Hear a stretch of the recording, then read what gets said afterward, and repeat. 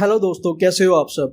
दोस्तों, आपने एक मुहावरा तो सुना ही होगा, सबर का फल मीठा होता है। आज की इस कहानी में हम इसी मुहावरे के बारे में बात करने वाले हैं और समझेंगे कि कैसे हम अब इस मुहावरे को अपने जीवन में फॉलो कर सकते हैं।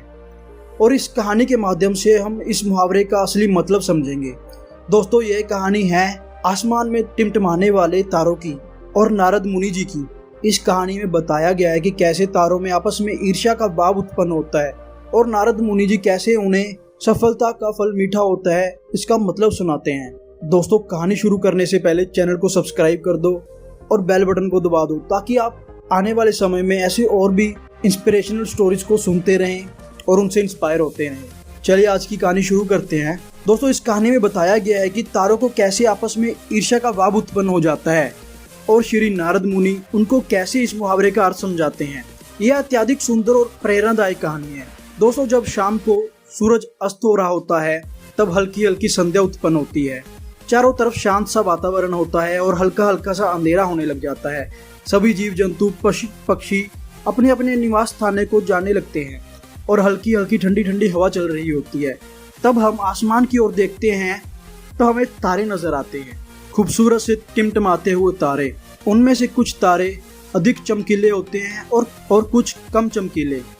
अधिक चमकीले वाले तारों पर हमारी नज़र जल्दी पहुंचती है, परंतु कम चमकीले वाले तारों पर हमारी नज़र बहुत कम ही जाती है। इसलिए हम उन पर ज़्यादा ध्यान नहीं दे पाते और उनकी सुंदरता फीकी पड़ जाती है। परंतु उन सब में से एक ऐसा तारा होता है जो सबसे अधिक चमकीला होता है, जिसके आने से पूरा आसमान जगमगा उठता है। वह इतना सुंदर और चमकीला होता है कि उसे देखने से सभी लोगों के चेहरे पर मुस्कान और खुशी आ जाती है। दोस्तों, उस तारे को हम स्वाति नक्षत्र के नाम से जानते हैं। वह अत्यधिक चमकीला और सुंदर होता है, जिसके आने से लोग खुश हो जाते हैं।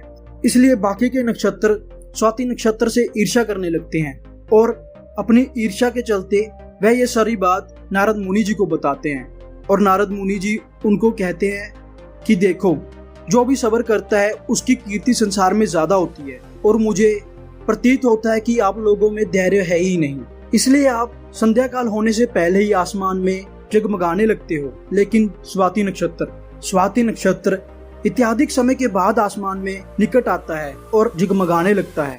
वह पूरा अंधेरा होने का इंतजार करता है और फिर आसमान में आता है। तभी उसकी रोशनी खिलकर आती है और वो सबसे अधिक चमकता है। वह सब्र करता है कि जब अंधेरा होगा मैं तभी चमकूंगा, मैं तभी आसमान में आऊंगा। तभी उसे देखने के बाद सभी लोगों के चेहरे पर मुस्कान आती है। इसलिए कहा जाता है कि सब्र का फल मीठा होता है। हमें सब्र करना चाहिए, उसका फल हमें जरूर मिलेगा। यदि तुम लोग देर में आसमान में टिमटिमाओ तो तुम्हारा भी महत्व होगा, तुम्हारे भी खूबसूरती ज्यादा होगी, तुम भी ज्यादा चमकोगे और तुम्हें भी लोग अलग अलग नाम से जानेंगे। नारद मुनि द्वारा समझाई इस बात को सभी तारे समझ गए कि सब्र का फल मीठा होता है।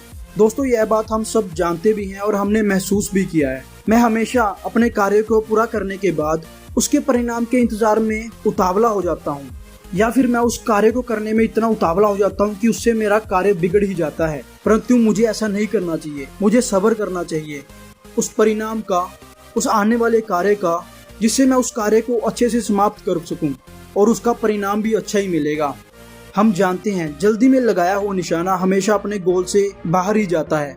हमें धैर्यपूर्वक उस निशाने को भेदना चाहिए, तभी हम जीवन में सफल होंगे। हमें किसी भी कार्य को धैर्यपूर्वक करना चाहिए, तभी सफलता के दरवाजे खुलते हैं। धैर्य ही एक ऐसा शस्त्र है जो विकट से विकट परिस्थितियों में भी मनुष्य की मानसिकता बनाए रखता है और उन्हें आने वाली चुनौतियों से लड़ने की शक्ति देता है, प्रेरणा देता है। दोस्तों, बड़े बड़े महापुरुषों और महात्माओं के द्वारा भी बताया गया है कि हमें किसी भी कार्य में सफलता पानी है तो हमें चिंता मुक्त होकर उस कार्य को करना चाहिए। हमें धैर्य से वो काम करना चाहिए। उस काम को करने में जल्दबाजी नहीं करनी चाहिए, धैर्य से करना चाहिए। तभी हमें उस कार्य में सफलता मिलेगी और उसका परिणाम भी हमें अच्छा मिलेगा। तो दोस्तों, आप भी सब्र करना सीखो। सब्र का फल हमेशा मीठा ही मिलता है। अगर आपको ये कहानी पसंद आई हो तो चैनल को सब्सक्राइब कर दो और वीडियो को शेयर कर दो, लाइक कर दो, ताकि मुझे भी और कहानियां बनाने की प्रेरणा मिलती रहे। धन्यवाद।